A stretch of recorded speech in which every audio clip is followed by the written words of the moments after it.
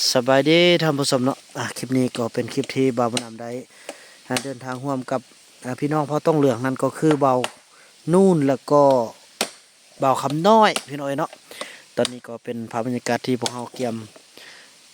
มาเข้ามาน้ำเพื่อจะ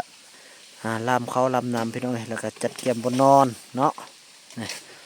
ไอ้นู่นเพิ่นก็จัดการทางนั้นพี่น้อยเนาะส่วนบ่าวคำน้อยก็เรียบร้อยละนั่งซ้ำนี่แหละพี่น้อยบ่าวคำน้อยนะนี่ ภาพบรรยากาศในยามแรงบ่าวนำก็จะได้ไปเกี่ยมบนอยู่บนนอนก่อน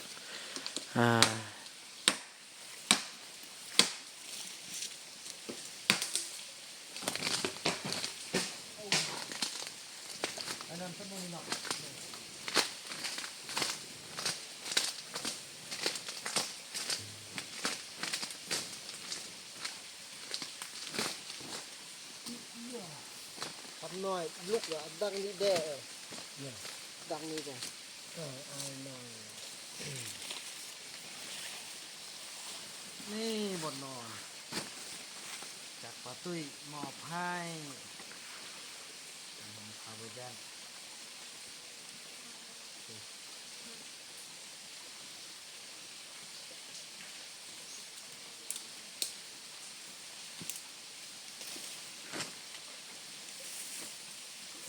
เวิร์กกับไฟปะหูผม บ่ายบ่ ลูกนี่เนี่ยคือหันนี่นอนก็สบายชุบหัวก็ได้ขนาดเอาอีคอมันกันแล้วนอนซุบลงอมนอนสบายเนาะเนี่ย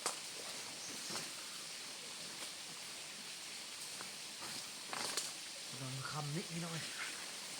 โอ้บ่มันสิไล่ไปลุ่มมือตื้อใช่อันใดไปบรรลุกิ้วมาเลยละมันได้เนาะ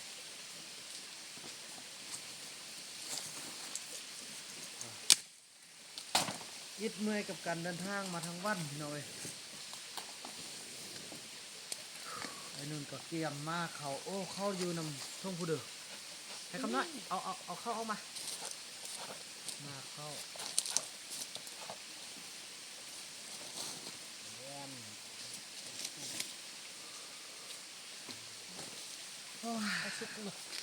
อันนี้มันกินแมลงสำนี้เขาจะล่ำกินมากกว่าอย่างบ่อิ่มเนาะไปขอกินมาแล้วก็ทำมาไปกะว่าไปการมันเข้ามาแล้วก็ล่ำเนาะแสดงยังมากินเนาะมันนี่โอ้ยเข้า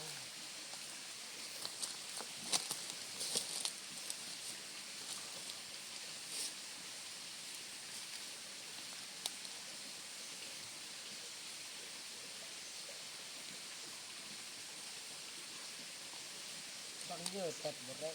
ทำลำ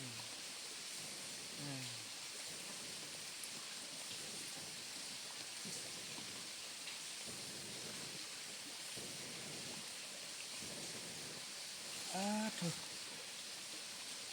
ขับนอกไปซักพักกินไปซอกยังบ่ฮึ โอ้ยซักพักผู้เอายอดอันเฮ็ดได้มียอดไว้นะพวกน้องชื่อแค่นี้ยอดบุญนะที่อันนี้ที่บ่มีเอายอดบุญมาจี้แล้วก็ตำแจ่วใส่แก้วอันสมเพชรอันไอ้นกเอามานะ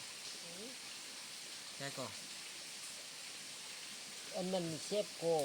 มันคือเนี่ยไอ้ใส่แล้วเอาเสื้อเข้าแล้วเสื้อแล้วก็เอาบัง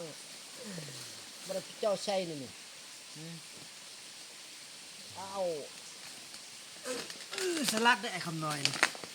เอาอันนั้นแล้วก็ใส่ให้มันก็ดีกว่า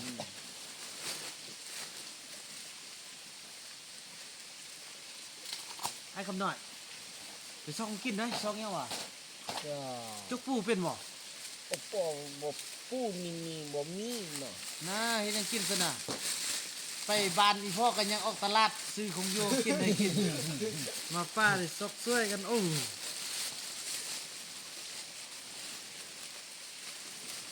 ยัดบุญบ่มีน่ะเนาะคือมันทานที่บ่ตัดเต้าเส้นขนมมีขนมโอ้เขานี่หอมดีขนาดเนาะ มีหอม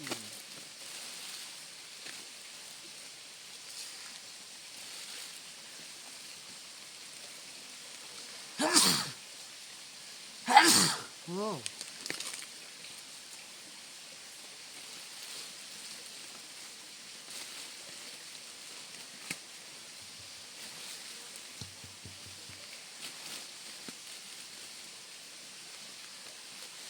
คิดที่เด็ด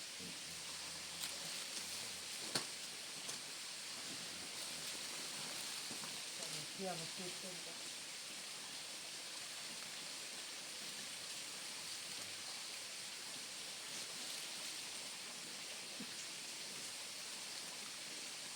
นี่จับกันเลยจับกันเลย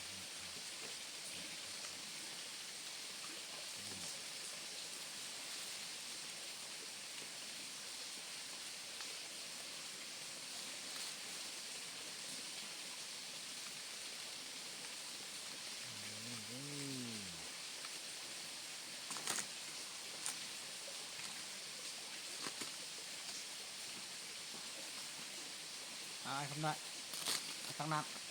ำนี่เจอกัน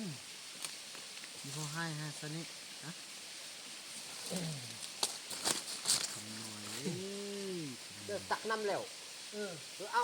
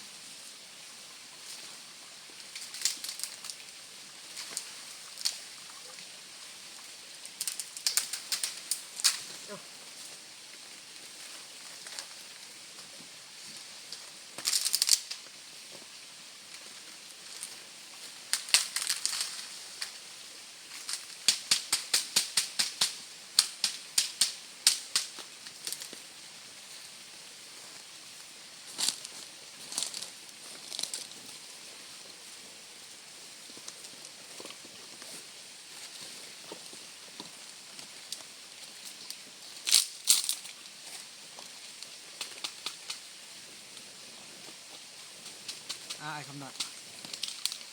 นู่น นี่เขาดังไฟช่วยกันไอ้คำน้อย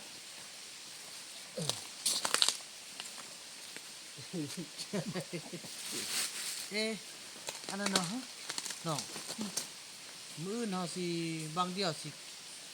กุมกินอยู่อ่ะเพอบางนึงเฮาก็ต้องกินมื้อแลงแล้วบางมื้ออื่นเฮาจะกินตอนเช้าต้องตื่นบางนึงเนาะมันตักน้ำ ใส่คำหน่อย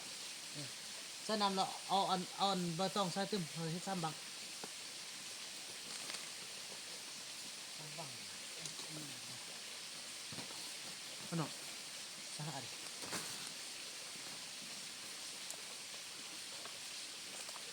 ใส่ซ้ำมันจะบ่พอกินนะเนาะ อันบังเยอะนี่อิ่มก็ มีบางน้อย บังน้อยค่ะบังน้อย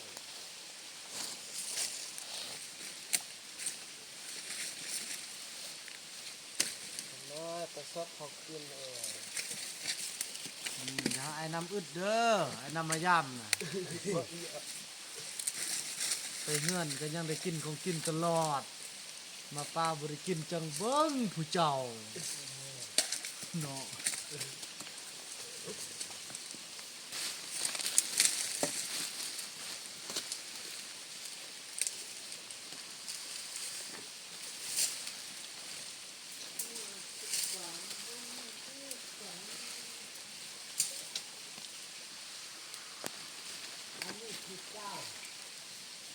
ฮะ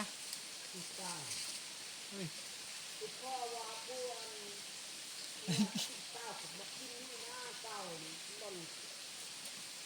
มีห้อยกินบ่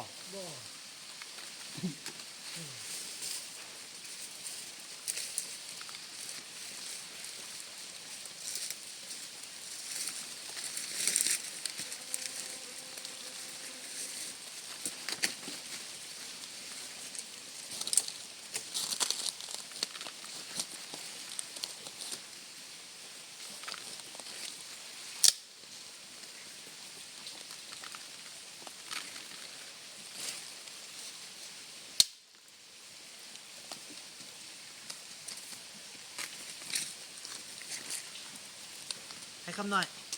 ให้คำหน่อยเก่งเก่งอ่ะอันนั้นไปใส่ไว้ไปใส่น้ำไว้เก่งเก่งไอ้คำหน่อยไว้ ไอ้นู่นไปตักเอาไป อ๋ออีนนท์วันนั้น เพื่ เพิ่ อน เอา นำ ไป ไฟไหม ให้ผู้เป่าไฟนี่มันลุก นะไม่พ่อเมียนนี่ไว้โอ้เนาะอันนี้บ่มุดบ่ขึ้นไปอันเนาะใส่ดูไอ้บ่สั่งใส่สำเร็จเอาคืนก่อนกำหน่อยนี่สลัดเด้พี่น้องเอ้ยย่อก็บ่ขึ้นมันบ่ นี่ย่องก็บอกขึ้นอยู่กล้อง ย่อก็บ่ขึ้นอยู่กองอีก อยู่กล้องอีกก็ว่าไอ้พ่อว่าบอกขึ้นได้ตุกเลยอีก เปิดกบมื้ออื่นมื้อแรงกินบางนึงมื้ออื่นตอนเช้าบางนึงตอนช่วยบางนึง ว่า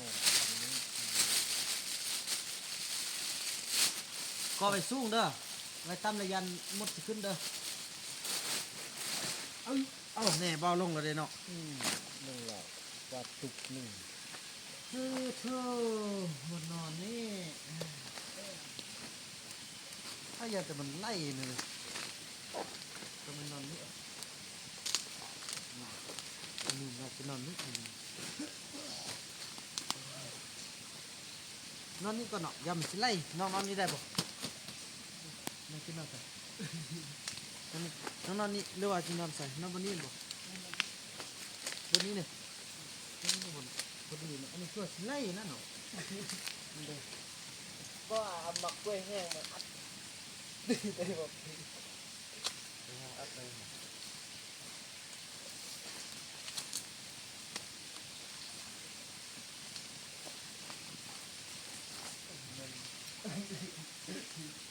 เลยนะ นี่ก็จุกบ่อเลย โอ้บ่ไล่ดอกบ่ไล่ อะไรจะติดมาเบิ่งที่บ้า โทษนาวตดได้ดิ อยู่ไก่หนาว ตดนี่แล้ว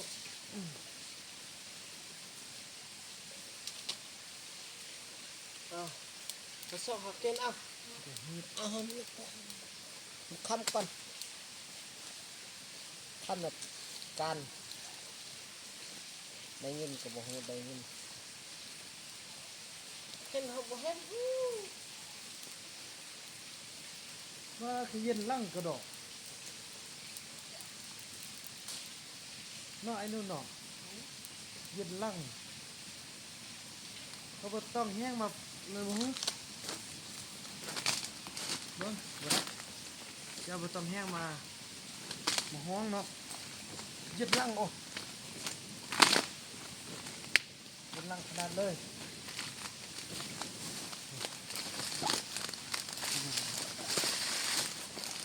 มีตัวเฮ็ดดิ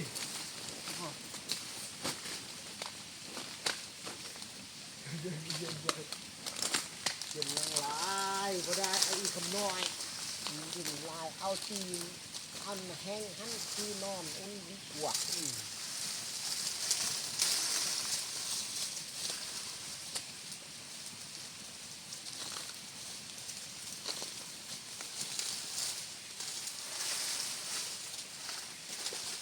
ว่ามันเรื่องหนาวขึ้นเท่าไหร่แล้วมันแรงเรามันแรงน้องไอการบังบันเทิงกันทำได้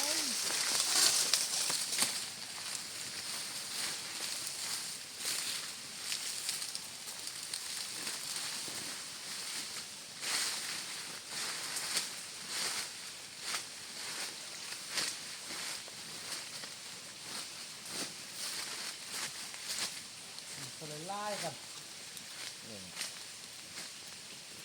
มันซับเป็นของผิดกันนะ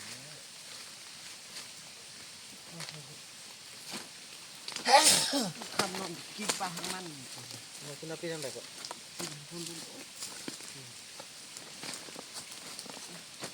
อันนี้ก็หมดได้ไหม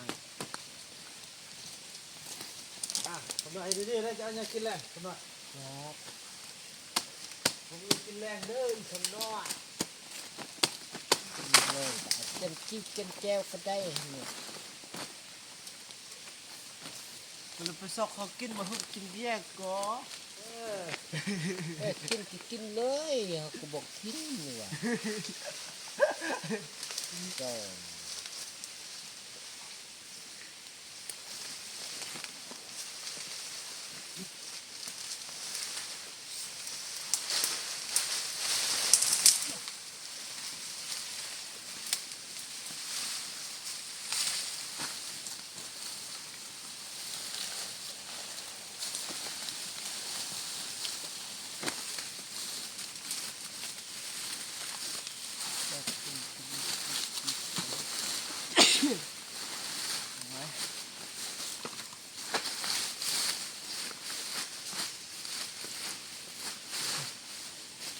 อย่างนี้แหละ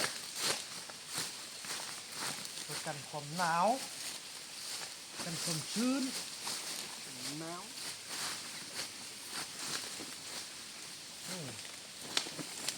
นะพี่น้อยสำเร็จ